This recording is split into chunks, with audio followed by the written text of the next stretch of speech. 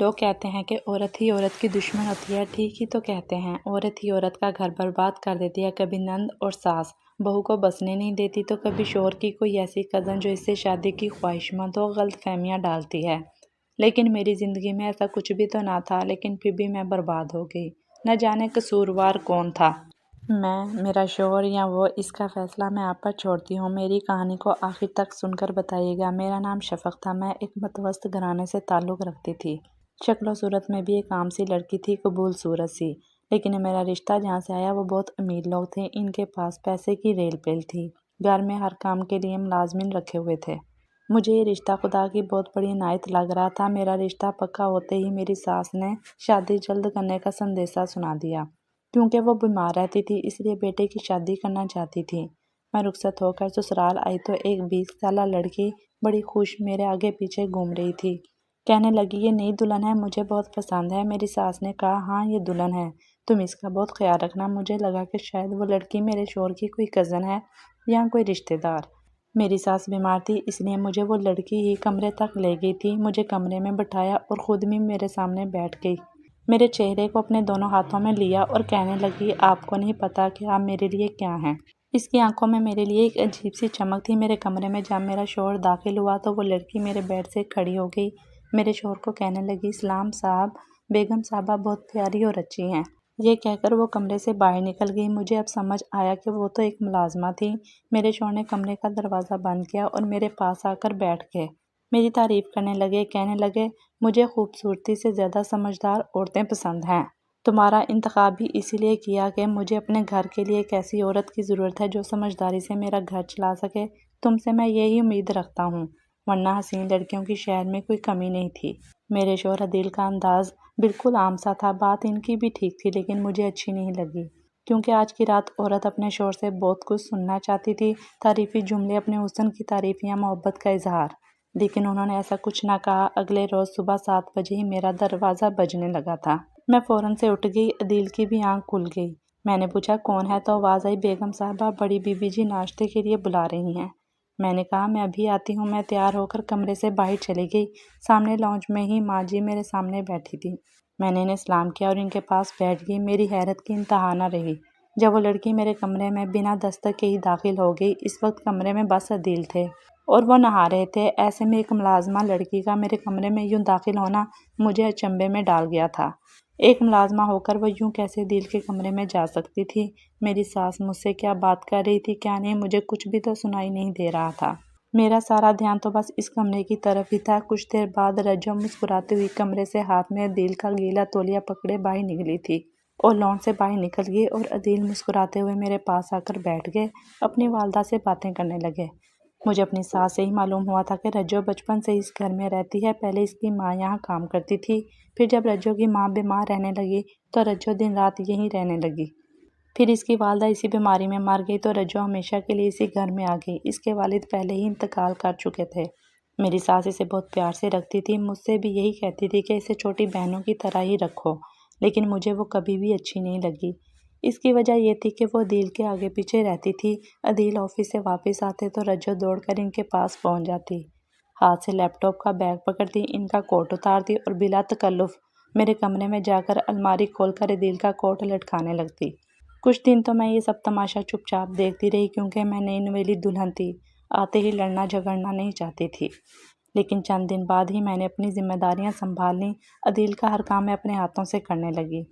ان کی ٹائی باندھتی، کوٹ پہناتی۔ اکثر اس وقت میرے بال کھلے ہوتے تھے۔ میں بے شک عام شکل و صورت کی مالک تھی، لیکن میرے بال بلا کے حسین اور سلکی اور لمبے تھے۔ عدیل اکثر میرے کھلے بال دیکھ کر بے خود سے ہونے لگتے تھے۔ اکثر جب میں انہیں ٹائی پہناتی تو وہ مجھے اپنے حصار میں لے لیتے، کہتے تمہارے بال بہت حسین ہیں۔ ایک بار وہ یوں ہی مجھے اپنے حصار میں لیے میری تعریف کر رہے تھے جب بنا دستک رجو کمرے میں داخل ہوئی۔ اسے اچانک سے کمرے میں دیکھ کر عدیل فوراً سے مجھ سے پیچھے ہٹ گئے۔ مجھے بھی رجو کی حرکت بہت بری لگی۔ یہ کیا بدلے بازی تھی کہ میاں بیوی کے کمرے میں وہ یوں بے تکلفانہ انداز سے داخل ہو جائے۔ وہ مجھے اور عدیل کو دیکھ کر نظریں جھکا گئی تھی۔ کہنے لگی، ناشتہ تیار ہے۔ میں نے غصے سے اسے سخت لہجے میں ڈانٹا۔ میں نے کہا، تمہیں تمیز نہیں ہے؟ جب تم چاہے منہ اٹھائے کمرے میں چلی آتی ہو۔ خبردار جو آئندہ یوں کمرے میں داخل ہوئی، پہلے دروازے پر دستک دے کر کمرے میں آنے کی اجازت مانگا کرو۔ میری بات پر وہ گمسم سی ہو گئی۔ عدیل مجھ سے کہنے لگے ابھی کم عمر ہے، ان باتوں کی سے سمجھ نہیں ہے، تم پلیز رجو سے پیار سے بات کیا کرو۔ ہم نے اسے کبھی ملازمہ نہیں سمجھا۔ عدیل نے مجھ سے یہ کہنے کے بعد رجو سے کہا آئندہ دستک دے کر کمرے میں آنا۔ وہ ٹسبے بہاتی ہوئی کمرے سے باہر نکل گئی۔ میں اب کچن کا کھانا خود بنانے لگی تھی۔ عدیل کو میرے ہاتھ کا کھانا بہت پسند تھا۔ کچن میں ایک اور ملازمہ میری مدد کے لیے تھی جو مجھے سبزیاں کاٹ کر دیتی تھی، کھانا بنانے میں میری مدد کر دیتی۔ اس کا نام نذیرہ تھا۔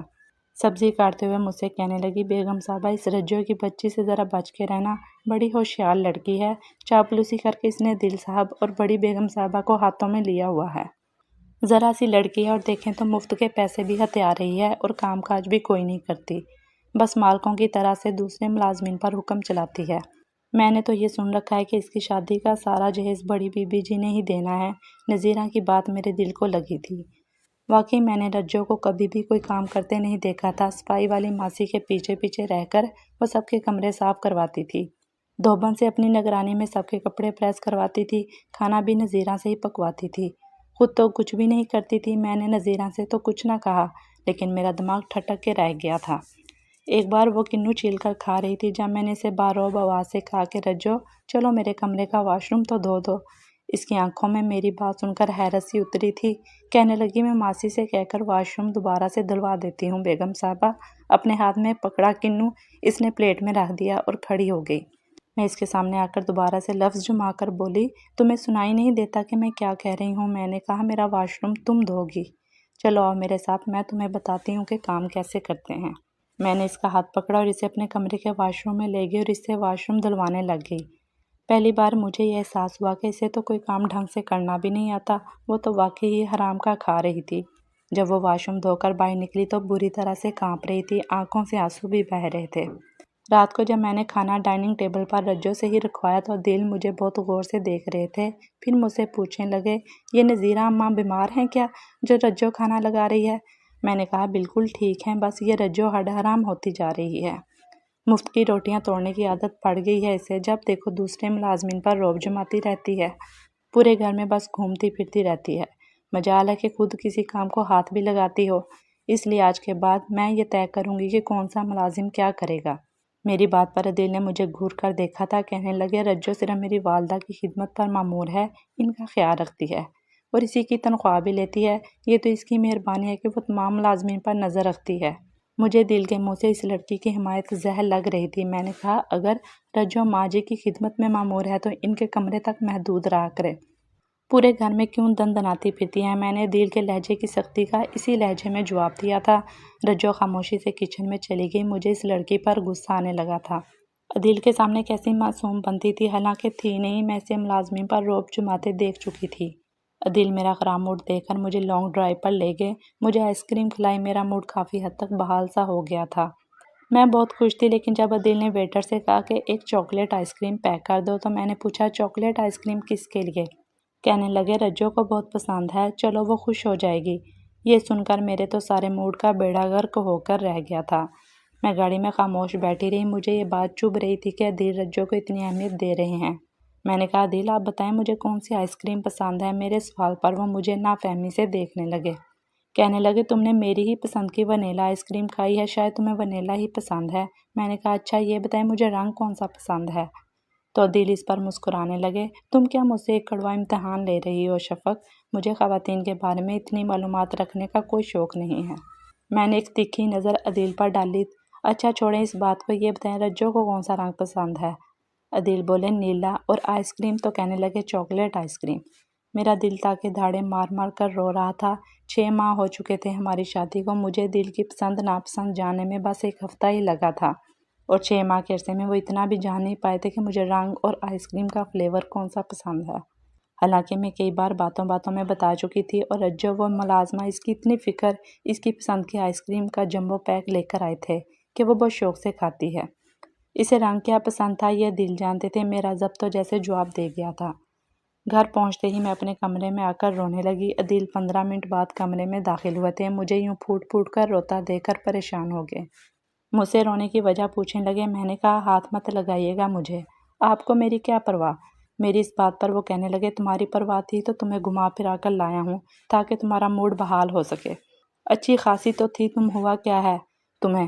میں نے کہا رجو آپ کی لگتی کیا ہے جس کی آپ کو اتنی فکر رہتی ہے؟ اسے رنگ کون سا پسند ہے، آئس کریم کون سی پسند ہے، یہ سب معلوم ہے آپ کو، لیکن میرے بارے میں کچھ نہیں پتا۔ میری بات سن کر وہ مجھے تعصب سے دیکھنے لگے، کہنے لگے بس اتنی سی بات پر تم نے اتنا تماشا لگایا ہے؟ شفق میں تمہیں پہلے بھی بتا چکا ہوں کہ وہ بچپن سے اس گھر میں رہتی ہے، ظاہر ہے کئی بار مجھ سے چاکلیٹ آئس کریم منگوا چکی ہے۔ جب بھی میں ماں جی کے لیے کپڑے لاتا تھا وہ مجھ سے اپنے لیے نیلے رنگ کا جوڑا ہی منگواتی تھی، تو مجھے یہ یاد رہ گیا۔ عدیل کی بات سن کر تو مجھے اپنا رونا و ویلا مچانا واقعی میں ہی فضول لگنے لگا تھا۔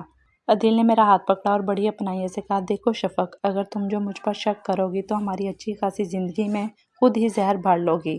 تم میری بیوی ہو اور ہمیشہ بیوی ہی رہو گی، تمہاری جگہ کوئی نہیں لے سکتا۔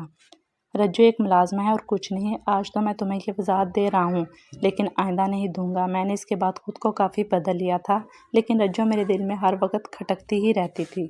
کچھ دنوں سے میرا سر بھاری بھاری سا تھا، میری طبیعت ٹھیک نہ تھی۔ دل مجھے ڈاکٹر کے پاس لے گئے۔ جب مجھے یہ خبر ملی کہ میں امید سے ہوں تو دل کی خوشی قابل دید تھی۔ مجھ پر ہزاروں روپے وار کر انہوں نے ملازمین میں تقسیم کیے تھے۔ رجو کے چہرے سے مسکراہٹ غائب نہیں ہو رہی تھی۔ ماں جی نے میرا ماتھا چوما، مجھے ڈھیروں دعائیں دیں۔ رجو مجھے تازہ پھلوں کا جوس بنا کر دیتی، مجھ سے میرے ہونے والے بچے کی باتیں کرتی رہتی۔ میرے اندر بھی ننھے منھے بچے کے لیے جذبات ابھرنے لگے تھے۔ میں بے انتہا خوش تھی۔ مگر انہی دنوں میری ساس بہت بیمار رہنے لگی تھی اور رجو سارا وقت ماں جی کے ساتھ ہی گزارتی تھی، لیکن ماں جی کی حالت سنبھلنے کی بجائے بگڑتی ہی چلی گئی۔ ایک رات ہم سو رہے تھے جب کمرے کا دروازہ بڑی زور سے دھڑ دھڑایا گیا تھا۔ عدیل اور میں ہڑبڑا کر اٹھے تھے۔ صاحب جی، بڑی بی بی رجو پھوٹ پھوٹ کر رو رہی تھی۔ میں اٹھ کر بیٹھ گئی۔ عدیل نے دروازہ کھولا تو رجو بے تحاشا روئی جا رہی تھی۔ کہنے لگی بڑی بی بی جی بات نہیں کر رہی، ہل بھی نہیں رہی۔ یہ سن کر عدیل بھاگ کر کمرے سے باہر نکلے تھے۔ میں بھی تیزی سے ماں جی کے کمرے میں گئی۔ عدیل روتے ہوئے اماں جی کو اٹھنے کے لیے کہہ رہے تھے۔ ماں جی ہمیں چھوڑ کر جا چکی تھی۔ دکھ تو مجھے بھی بہت ہوا تھا، لیکن سب سے زیادہ بری حالت رجو کی تھی، کیونکہ وہ انہیں ہی ماں کی طرح سمجھتی اور چاہتی تھی۔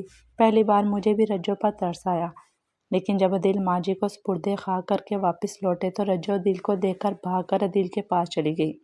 ان کا گریبان پکڑ کر رونے لگی، کہنے لگی میری ماں کو کہاں چھوڑ آئے ہیں آپ؟ میں ان کے بنا کیسے جیوں گی؟ وہ بالکل بے قابو سی ہو رہی تھی، کہنے لگی مجھے بھی میری ماں کے پاس چھوڑ آؤ۔ یہاں تک تو میں بھی سمجھ رہی تھی کہ وہ دکھ اور صدمے میں ہیں۔ بچپن سے وہ ماں جی کے ساتھ رہی تھی، لیکن اس کے بعد جیسے میرے ہوش اڑ گئے تھے۔ وہ عدیل کے گلے لگ کر رونے لگی۔ مجھے تو یہ دیکھ کر ایک زوردار جھٹکا سا لگا تھا۔ عدیل بھی اس کا سر سہلا کر تسلی دینے لگے، لیکن میں تو سانس لینا ہی بھول گئی تھی جس طرح سے اس نے عدیل کو خود سے بھینچ رکھا تھا۔ میں کہاں یہ سب برداشت کر سکتی تھی۔ عدیل کی نظر جب مجھ پر پڑی تو رجو کو خود سے الگ کیا اور خود باہر چلے گئے۔ میرا دل میرے اختیار سے باہر ہو چکا تھا۔ وہ لڑکی کیسی کیسی حرکتیں مجھے دکھا رہی تھی۔ میں سوچ چکی تھی اسے اب اپنے گھر میں نہیں رکھوں گی۔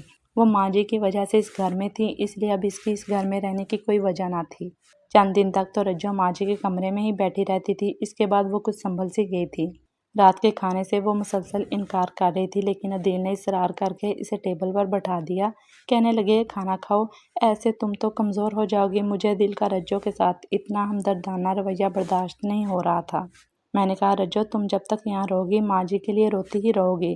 اس گھر میں ماں جی کی یادیں بسی ہیں، تم تو رو رو کر بیمار پڑ جاؤ گی۔ بہتر ہے کہ تم اس گھر کا کام ہی چھوڑ دو اور کہیں اور نوکری کر لو تاکہ تمہارا دل بہل سکے۔ میں رجو نامی بلا سے پیچھا چھڑوانا چاہتی تھی جو میرے شوہر کی ہمدردیاں بٹور رہی تھی۔ میری بات سن کر رجو کی رنگت اڑ گئی تھی اور عدیل کے ماتھے پر بل پڑے تھے۔ کہنے لگے رجو اسی گھر میں رہے گی، اس کا کوئی ٹھکانہ نہیں ہے جب تک اس کی شادی نہیں ہو جاتی۔ وہ کہیں نہیں جائے گی۔ دل کی بات سن کر میں کھانا کھائے بغیر ہی اٹھ گئی، اپنے کمرے میں آ گئی۔ ہر وقت رجو میں تنگ آ چکی تھی۔ دل رجو کو میرے لیے دودھ کا گلاس لے آئے، کہنے لگے تم نے کھانا بھی ٹھیک سے نہیں کھایا۔ میں نے غصے سے کہا جا کر رجو کو پلا دیں، میں جیوں یا مروں آپ کو کیا پرواہ۔ میری بات پر عدیل پہلی بار غصے سے میرے ساتھ پیش آئے تھے، کہنے لگے شفق تمہاری لاپرواہی سے اگر میرے بچے کو کوئی بھی نقصان پہنچا میں برداشت نہیں کروں گا۔ رجو کو خواہ کی بنیاد بنا کر بھوکی رہ کر اگر تم نے خود کو یا میرے بچے کو نقصان پہنچایا تو بہت برا پیش آؤں گا۔ تمہارے ساتھ میرے ہاتھ میں دودھ کا گلاس تھما کر جس طرح سے وہ بولے تھے میں چپ سی ہو گئی۔ میں نے چپ چاپ دودھ پی لیا۔ وقت یوں ہی گزرنے لگا۔ میں نے ایک بیٹے کو جنم دیا تو دل نے سارے خاندان میں دیسی گھی کی مٹھائی تقسیم کی، لیکن اس کے بعد تو رجو نے میری زندگی اجیرن بنانی شروع کر دی تھی۔ میرا بچہ گود میں لیے بیٹھی رہتی، اسے فیڈر کا عادی بنانے لگی، لیکن عدیل میرے ساتھ ویسے ہی تھے، میرا بہت خیال رکھتے تھے۔ آج کل تو رجو کے رنگ ہی نرالے تھے، صاف ستھرے کپڑے پہننے لگی تھی اور دوبارہ سے دل کے آگے پیچھے رہنے لگی۔ میں دل کی پسند کا کھانا بناتی تو اس میں نمک مرچ تیز کر کے خراب کر دیتی، دل مجھے گھوننے لگتے۔ میں پریشان سی ہو کر رہ گئی تھی کہ یہ حرکت کون کرتا ہے۔ ایک بار میں کچن میں داخل ہوئی تو تیزی سے سالن کا ڈھکن ہٹائے اس میں مرچوں کے چمچ بھر بھر کے ڈال رہی تھی۔ میں نے وہیں سے اسے ڈانٹنا شروع کر دیا۔ عدیل بھی وہیں پہنچ گئے۔ جب میں نے رجو کی حرکت بتائی تو عدیل نے غصے سے رجو کا ہاتھ پکڑا اور اسے کمرے میں لے گئے۔ کہنے لگے تم بہت زیادہ سر پر چڑھ گئی ہو، آج تمہیں سیدھا کرتا ہوں۔ اسے کمرے میں لے گیا اور ڈانٹنے لگے۔ شاید اس پر ہاتھ بھی اٹھا رہے تھے کیونکہ اس کے چیخنے کی آوازیں آ رہی تھیں۔ رات کا وقت تھا، سب ملازمین اپنے کوارٹرز میں جا چکے تھے۔ 3 گھنٹے بعد ہی عدیل کمرے سے باہر آئے تھے۔ میں بہت خوش تھی کہ اس لڑکی کا دماغ درست رہے گا۔ عدیل ابھی بھی غصے میں تھے، کہنے لگے زیادہ ہی سر پر چڑھ گئی تھی یہ لڑکی، مجھے لگا اب وہ سیدھی ہو جائے گی۔ جب وہ صبح کمرے سے باہر نکلی تو پہلے جیسی تھی، نہ اس کی آنکھیں روئی روئی تھیں اور نہ ہی وہ غمزدہ تھی، بلکہ پہلے سے زیادہ چہک رہی تھی۔ مجھے اسے دیکھ کر حیرت ہوئی۔ پھر تو اس لڑکی نے کام ہی یہی پکڑ لیا تھا، کبھی میری الماری خراب کر دیتی، کبھی میرے ساتھ زبان درازی کرتی۔ جب میں دل سے شکایت لگاتی وہ اسے کمرے میں لے جاتے، اس لڑکی کی چیخنے کی آوازیں آتی کہ مجھے مت مارو، آئندہ نہیں کروں گی، لیکن اگلے روز وہ حشاش بشاش ہوتی۔ مجھے شک ہونے لگا، اس لیے ایک دن میں نے ماں جی کے کمرے کی کھڑکی کا لاک کھول دیا، کیونکہ رجو اب بھی ماں جی کے کمرے میں ہی رہتی تھی۔ اور جب وہ غصے سے کمرے میں لے کر گئے میں بیرونی جانب سے اس کھڑکی کے پاس آ گئی۔ جیسے ہی میں نے کھڑکی کھول کر دیکھا میری جان ہی نکل گئی۔ ایک ٹیپ ریکارڈر دروازے کے پاس رکھا گیا تھا جس سے چیخنے اور چلانے کی آوازیں آ رہی تھیں۔ وہ ایک ساتھ بیڈ پر لیٹے ہوئے تھے۔ یہ دیکھ کر میں چکرا کر رہ گئی۔ رجو کہنے لگی میں نے بہت جدائی سہ لی عدیل، ہمیں اس عورت سے بچہ چاہیے تھا کیونکہ میں بانجھ تھی، بچہ پیدا نہیں کر سکتی تھی، اب اسے کیوں طلاق نہیں دے رہے؟ میں سوتن کو اس سے زیادہ برداشت نہیں کروں گی، نکالو اسے گھر سے ورنہ میں دھکے مار کر نکال دوں گی۔ مجھ سے اس لیے شادی کی تھی، رجو ملازمہ نہیں دل کی بیوی تھی، انہیں مجھ سے صرف اولاد چاہیے تھی۔ میں اسی خاموشی سے کمرے سے باہر نکل گئی اور اپنے کمرے میں چلی گئی۔ میرے آنسو نہیں رک رہے تھے۔ چند گھنٹوں بعد عدیل میرے کمرے میں آئے، میں نے اپنے آنسو صاف کیا اور سونے کے لیے لیٹ گئی۔ اب عدیل میرے قریب آنے لگے تو میں نے انہیں خود سے پیچھے کر دیا۔ میں نے کہا میرے سر میں درد ہے، مجھے آرام کرنے دیں۔ میں نے جو کچھ سن لیا تھا، کیسے ممکن تھا کہ ایسے شخص کی سنگت میں رہتی؟ دل گہری نیند سو گیا۔ میں نے اپنے بیٹے کو لیا اور گھر سے باہر نکل گئی۔ اپنے میکے جا کر ساری بات اپنے والدین کو بتا دی، خلا کا نوٹس بھی عدیل کو بھجوا دیا، اس سے پہلے کہ وہ مجھے طلاق کے نام پر ذلت کا تماچا مار کر گھر سے نکالتے۔ میں خود ان کی راہیں آسان کر دوں۔ اپنا بچہ میں کسی صورت اس عورت کو نہ دیتی۔ عدیل بہت بار میکے آئے، مجھ سے ملنے کا کہنے لگے، لیکن میں نے انکار کر دیا۔ میرے والدین نے بھی انہیں گھر سے باہر نکال دیا کہ انہوں نے جھوٹ بول کر دھوکے سے مجھ سے شادی کی تھی۔ وہ میرے والدین کی منت کرنے لگے کہ بس ایک بار، صرف ایک بار شفق سے بات کرنے دے، لیکن میں نہیں مانی۔ ایک رات میں اپنے کمرے میں سو رہی تھی جب مجھے لگا میری کھڑکی سے کوئی چور اندر داخل ہوا ہے۔ میری تو جان ہی نکل گئی تھی۔ وہ چور میرے پاس پہنچ گیا تھا، اس سے پہلے کہ میں چیختی چلاتی میرے منہ پر ہاتھ رکھا جا چکا تھا۔ میں ہوں عدیل، شور مت مچاؤ شفق، میری ایک بار بات سن لو، تمہاری ضد کی وجہ سے مجھے یہ چور راستہ اختیار کرنا پڑا۔ میں رونے لگی۔ میں نے کہا آپ نے مجھے دھوکہ دیا، میرا بچہ مجھ سے چھیننا چاہتے ہیں، میں اپنا بچہ کسی کو نہیں دوں گی، میں مر جاؤں گی اس کے بغیر۔ آپ کو مجھے طلاق دینی ہے، شوق سے دے دیں۔ عدیل کہنے لگے مجھ سے غلطی ہوئی ہے کہ میں نے تم سے جھوٹ بول کر شادی کی، لیکن یہ بھی سچ ہے کہ تمہیں نہ طلاق دینا چاہتا ہوں نہ ہی تمہارا بچہ تم سے چھینوں گا۔ میں تم سے بہت محبت کرتا ہوں۔ شفق رجو کا دماغ بھی درست کر چکا ہوں، اسے روز یہی سمجھانے کی کوشش کر رہا تھا، نہیں چھوڑ سکتا ہے، اس لیے وہ اس خیال کو دل سے نکال دے۔ بچے کے بنا اس کی عقل بھی ٹھکانے آ چکی ہے، وہ تمہیں کچھ نہیں کہے گی، لیکن تم بھی اب اپنی ضد چھوڑ دو اور میرے ساتھ واپس چلو۔ رجو تم سے معافی بھی مانگ لے گی اور تمہارے ساتھ کوئی برا سلوک نہیں کرے گی۔ لیکن میں اس سوچ میں پڑ گئی کہ کیسے اپنے شوہر کو ایک دوسری عورت کے ساتھ بانٹ سکتی ہوں۔ میرے لیے یہ فیصلہ مشکل ہے، آپ بتائیں مجھے کیا کرنا چاہیے؟ اپنی قیمتی رائے کمنٹ باکس میں ضرور بتائیے گا۔